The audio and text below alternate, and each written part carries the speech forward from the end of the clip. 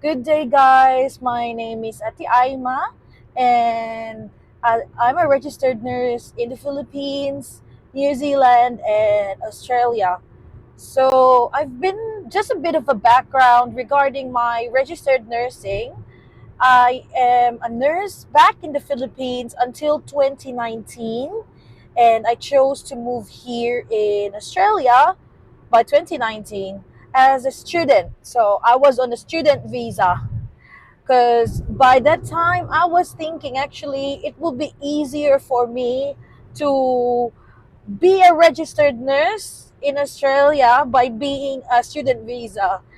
Then reality actually hit me really hard because I did not expect to be working hips and also sorting out all my assessment for my course that time.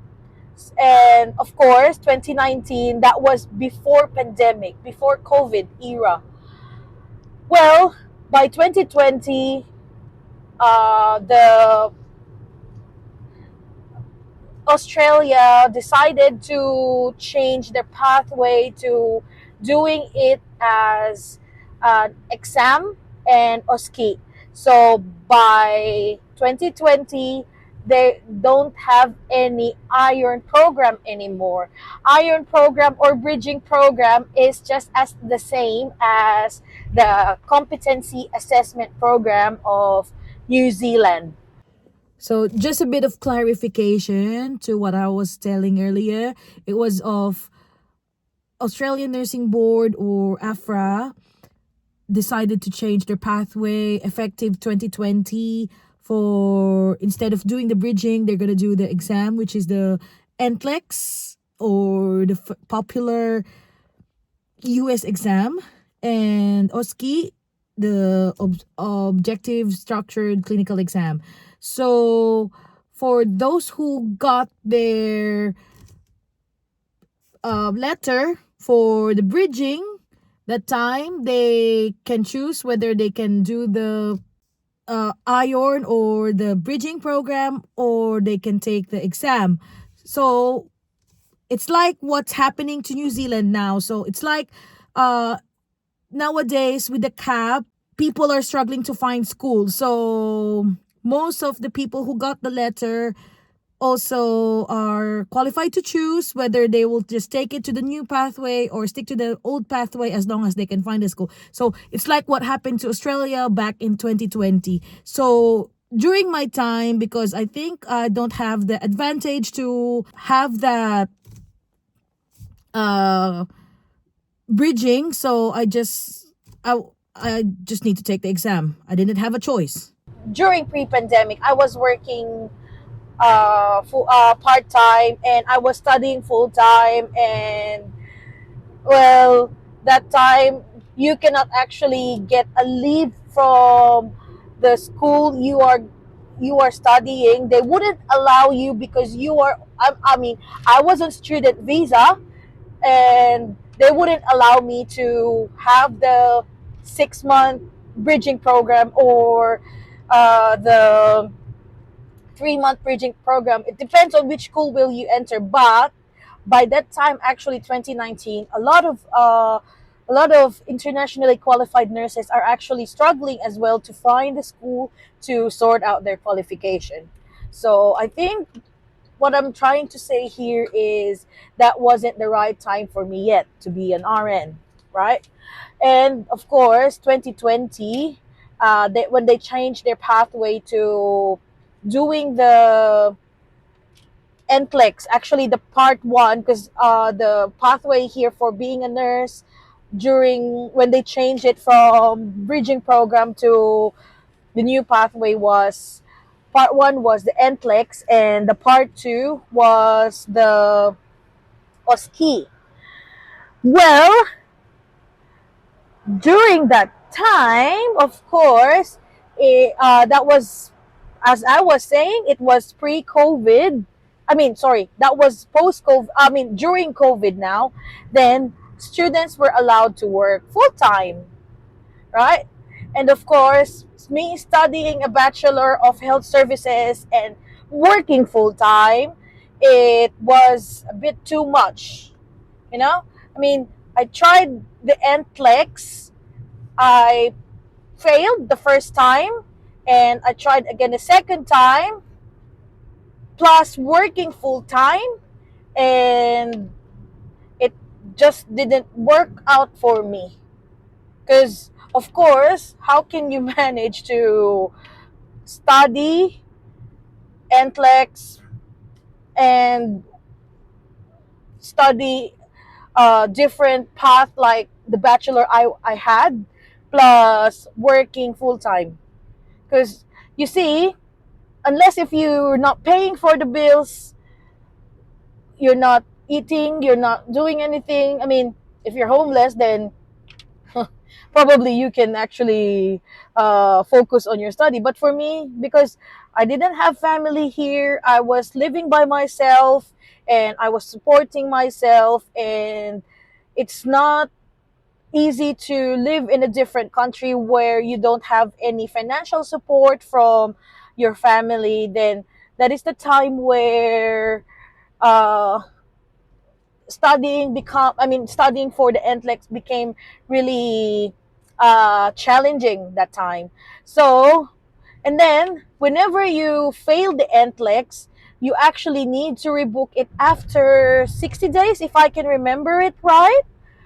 Well, then that is only the part one, right? So after you actually pass the NCLEX, you need to do the OSCE, the Objective Structured Clinical Examination, right? The thing is, it's also expensive, and there is you need to also, after paying for 4,000, let's say 4,000, right? 4,000 for the OSCE, I call it OSCE.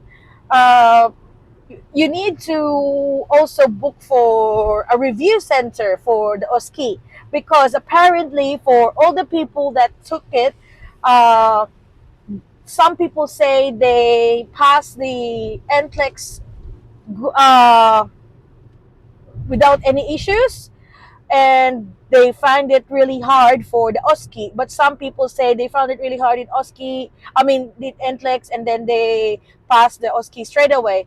But for me, because I don't want to risk spending 4,000 for the OSCE exam and 2,500 for the review center without the certainty that I will pass.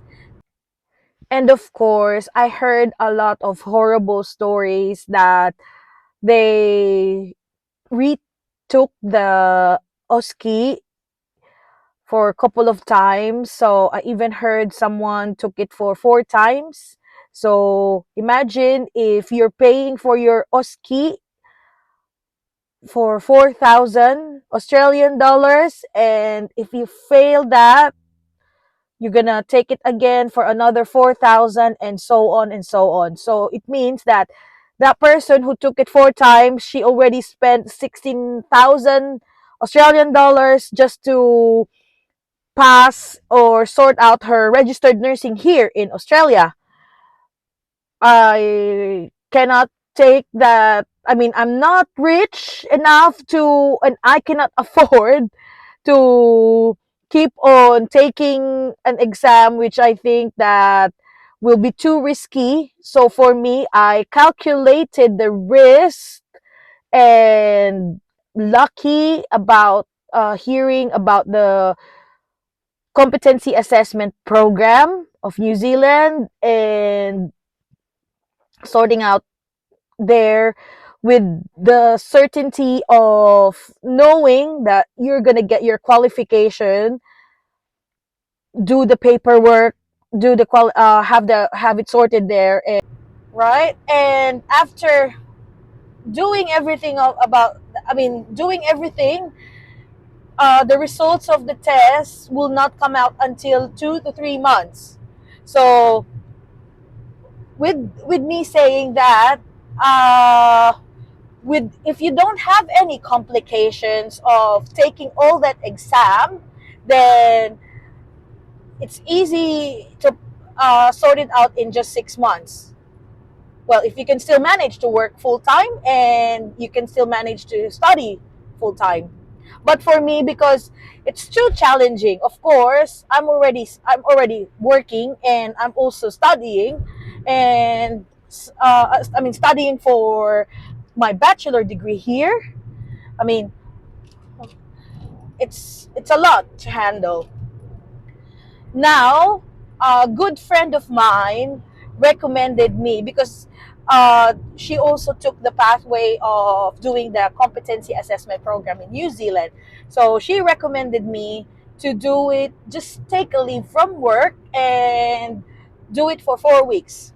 Yeah, so at least there's no hassle if, and then there's also lovely tutors and supportive people to help you out to get your qualification sorted. So what I'm saying as well, it's not now, it's not the same as it is before. It's hard to uh, you're spending a lot of money, and I mean, yes, I know it's been 5 years since my last nursing job, and of course it's an expensive process for me to make me stay here in Australia. uh, I'm actually just trying to be true to myself now when I say a lot of expenses, because I already spent heaps and heaps and heaps of money, and that's an expensive mistake that I want people to not do. I mean, if I can just spread the word and learn from my mistakes of not doing the student visa pathway, and just do what is practical for your own benefit. Don't do what I did, because I spent a lot of money. I was paying um, 25,000 per year for with the scholarship for the bachelor degree. So it's too much. And I know there's too much information in this video as well, but that's it. I mean, what I'm trying to advise you guys, it's better to, if you can still manage to do the pathway in New Zealand, even if you're in Australia, well, you can still get the Trans Tasman Agreement, where it reciprocates your qualification in New Zealand and Australia. And of course, I am choosing Australia for now, because it's because it's easier to find a nursing job in here.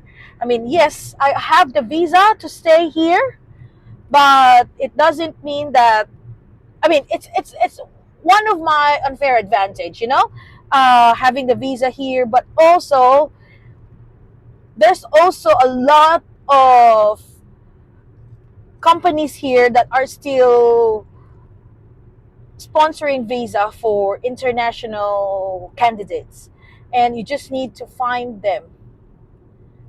As I said, there's more opportunities for nurses here in Australia. If you go into seek.com.au or the .nz, actually you will see that Australia will have 13,800 plus registered nursing jobs. Apart from New Zealand, that only has 1,300 nursing jobs. Anyway, I hope you understand what I'm trying to deliver in this message, and I'll see you guys in my next vlog. Bye for now.